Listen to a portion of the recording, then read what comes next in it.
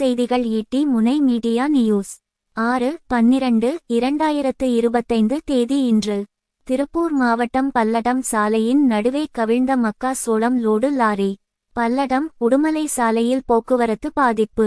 திருப்பூர் மாவட்டம் பல்லடம் உடுமலை பிரதான சாலையில் கர்நாடகாவில் இருந்து மக்காச்சோளம் ஏற்றிக்கொண்டு லாரி ஒன்று உடுமலை நோக்கி சென்று கொண்டிருந்தது. அப்போது லாரியானது கேத்தனூர் அருகே பீரங்கி மேட்டு என்ற பகுதியை கடக்க முயன்ற போது சாலையின் நடுவே கவிழ்ந்தது. இதில் லாரியில் கொண்டு செல்லப்பட்ட மக்காச்சோள மூட்டைகள் சாலை முழுவதும் சிதறியது.